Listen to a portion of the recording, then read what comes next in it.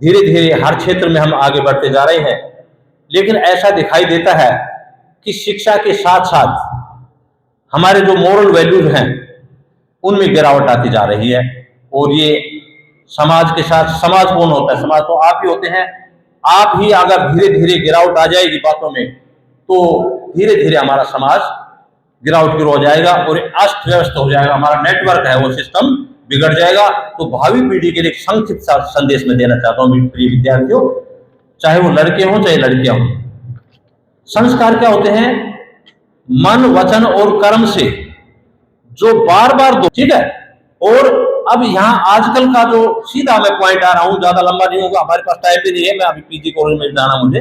तो एक तो ये है कि हमारे सीधा पॉइंट है लिव इन रिलेशनशिप के। आजकल हमारा रूल तो बना दिया है, कोई दिक्कत नहीं, रूल बना दिया, वेस्टर्न कल्चर का है, हमारे देश का नहीं है, हमारी संस्कृति का नहीं है। लेकिन गवर्नमेंट कई बार जो है इनको मजबूरी में बनाना भी पड़ता है, क्योंकि हमारी जो इंडस्ट्रियल डेवलपमेंट हो रहा है उसमें यूएसए के, ब्रिटेन के, यूरोपियन कंट्रीज की वो इंडस्ट्रीज आ रही है, उसमें एम्प्लॉयमेंट के लिए वहां के जो रूल है वो लागू करने पड़ते हैं, ताकि वहां लड़कियां और लड़कियां तो फ्रेंडशिप, बॉयज और फ्रेंड और गर्लफ्रेंड का सिस्टम है उन पे, तो क्योंकि आपका सिस्टम बदलने में 200 साल वो इन बातों से उब चुके हैं और अब हमारा ये स्टार्टिंग हुआ है। तो आपको समझ में आ रहा है, पता नहीं हम क्या बॉयज फ्रेंड गर्लफ्रेंड है, ये नकली बातें हैं। संस्कारी जो हमारे माँ बाप, जो हमारे बुजुर्ग हैं, उनके संस्कार थे, हमारे रामायण और महाभारत के संस्कार थे, हमारे गीता के संदेश थे, आज भी हैं और भविष्य में रहेंगे। पूरा वर्ल्ड तो उनको फॉलो कर रहा है और आप जो उनको छोड़ करके आप एक बुरी चीजों को अपना रहे हैं। सबसे बड़ी बात तो ये है। और आप ये समझते हैं पता नहीं क्या चीज है, ये कुछ नहीं, एक समय की बात है। छोटी उम्र में आपको ज्ञान नहीं होता है और छोटी उम्र के बाद में क्या होता है, आप बिना पूछे, आप न तो एम्प्लॉयड है, न लड़की एम्प्लॉयड होती है, न लड़का एम्प्लॉयड होता है, और दोनों बस एक संक्षिप्त रूप से थोड़े दिनों के अंदर जो देख करके गांव में भी भाग जाते हैं। गांव में तो आज तक हमने देखा नहीं था, लेकिन 5-7 साल से पता नहीं क्या बुराई हो गई है। एक ही गांव के लड़के हो या एक ही गांव का लड़का हो, तो आपस में हम बहन और भाई के सिवा सोचते नहीं थे कभी।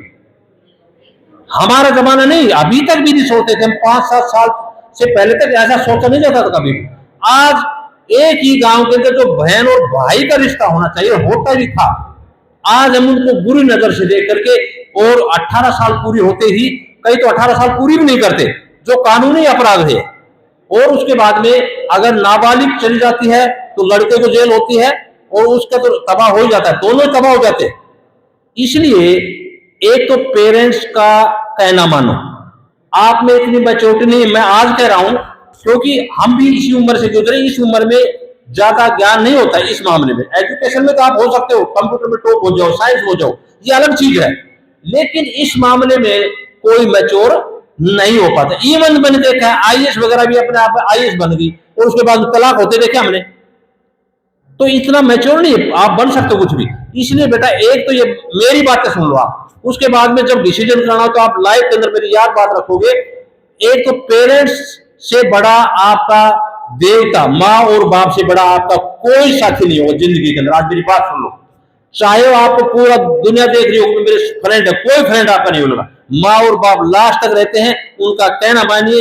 ये अलग बात है कि कोई घर में भी सब बराबर नहीं होते हैं, कई बार बाप भी हो सकता है शराब पी ले, या और कोई, फिर भी आपकी मदर सपोर्ट करेगी या बाप करेगा, दोनों में जरूर करेगा, और लास्ट तक आपको सपोर्ट करते हैं। इसलिए पहला काम है, माँ बाप की सलाह के बगैर अगर आपने इस तरह के कार्य किए तो आपके पास सुसाइड के सिवा आपके पास कोई चारा नहीं मिलेगा। क्यों नहीं मिलेगा? न लड़की के पास पैसा, न लड़के के पास, न आपने समर्थन लिया लड़के के अपने पेरेंट्स से, न अगले पेरेंट्स से। जबकि सिस्टम क्या है, लड़की वाला अगर लड़का पसंद होता है तो ये होता है उसके परिवार को देखते हैं, बैकग्राउंड देखते हैं, ताकि मेरी लड़की सेट होगी या नहीं होगी। और लड़के वाला देखता है भाई कभी लड़की जो है बदमाश हो और मेरे लड़के को तंग करे। दोनों इंक्वायरी की जाती है, आज भी की जाती है, अच्छे परिवार है तो। और आपने स्वयं डिसीजन ले लिया तो निश्चित रूप से आपकी दुर्गति होना निश्चित है। कि मैं आज नहीं देख रहा हूं, मेरे एग्जाम्पल, मेरे परिचित व्यक्तियों में देख रहा हूं, एमए पीएचडी लड़कियां ऐसे घराने में चली गई जो एक बार जो चली गई। और मैं दुर्गति क्या बताऊं, मैं अंदर जानता हूं, उन्होंने पढ़ लिख करके ऐसे हालात एक जो चुनावी वाला नहीं होता मिस्त्री, MA BEd लड़की चुनावी वाले को चली गई तो उसको कुछ भी एजुकेशन नहीं, कुछ नहीं, और मारपीट खा लिया। ऐसी एक एग्जांपल नहीं है मेरे पास, ऐसा एग्जांपल है एक मोहल्ले छूट करके स्कूल उसमें चली गई, और न उसके पास ढूंढ है, न मकान है, न लेना है, कोई देना नहीं, शिक्षा है, न माँ बाप के पास संस्कार, न अगले संस्कार, गाड़ी गलोच के सिवा कुछ नहीं है, और दुर्गति अपने आप कर ली। एक एग्जाम्पल में, और हर गांव के अंदर देखता हूं आज इतना बुरा हाल हो। एक गोद का तो हमारा आज भी संस्कार है, हम अपने अपने गोद को, हमारा जैसे मान लो, मैं एग्जाम्पल देता हूं, मान लो कि मेरे पिताजी हैं और माताजी हैं, हमारे जितने भी बहन भाई हैं, हमारे एक गोद होगा, पिताजी का गोद रोड वाले मान लीजिए, तो हमारे जितने भी बहन भाई तो रोड वाला होगा ना, तो इसका मतलब हम बहन और भाई हैं। ऐसे गांव में होता है, एक गोद के अंदर कभी शादी नहीं होती है। लेकिन अभी क्या करते हैं, गोद का तो छोड़ो आप, कोई लेना देना नहीं है, बस 2-4 घंटे के अंदर बातें करी, भाग के भागी, उसके बाद देखा 1 महीने के अंदर उनके पैसा थोड़ा बहुत था, माँ बाप चुरा के ले गए थे, ज्यादा ज्यादा 10-15 मिनट, 10-15 दिन पकड़ेंगे या 1 महीना पकड़ेंगे, और महीने के बाद देखेंगे, उधर देखे तो वो सल्फास खा गया, उधर देखे तो वो छलांग मार गई, वो लड़की मर गई, दोनों मर गई, या एक नहीं मरा तो उसके भाई ने मार दिया उसको। मान लो दोनों जिंदे भी रह गए, तो उनके पेरेंट्स है, या तो पेरेंट्स में गुस्सा आएगा, या उसके लड़के में गुस्सा आएगा, या तो लड़के को मारेगा या लड़के को मारेगा। ये एक एग्जाम्पल है, आप कितने एग्जाम्पल उठा के देख लो। इसलिए मेरे बेटों और प्रिय विद्यार्थियों, ये मेरी बात आज याद रखना, पेरेंट्स की सलाह के बगैर आप काम करेंगे तो आपको बहुत ज्यादा दुख पाना पड़ेगा। मैं अब ज्यादा समय तो नहीं लूंगा, आपका टाइम भी हो गया है, तो इसलिए जो है यूएसए जैसे यूरोपियन कंट्रीज है, उन्होंने क्या कह दिया कि मोबाइल फोन को बंद करो और एजुकेशन किताबों से दो, ताकि वो मेमोरी याद रहो। अब आप खूब जो है मोबाइल से यूज कर लो। मैं आपका एग्जांपल देता हूं, आप एक 15 मिनट का एक बढ़िया सा लेक्चर निकालो, एक बार तो आप देखोगे भाई बहुत अच्छा है, लेकिन आपको याद तो नहीं रहा। याद तो तभी होगा जब आप अच्छी तरह से लिख के देखोगे। इसलिए किताब का हेल्प लो, ज्यादा टाइम वेस्ट मत करो मोबाइल का। आज भी वही कल्चर है, पहले भी वही थी, ये तो हेल्प के लिए है।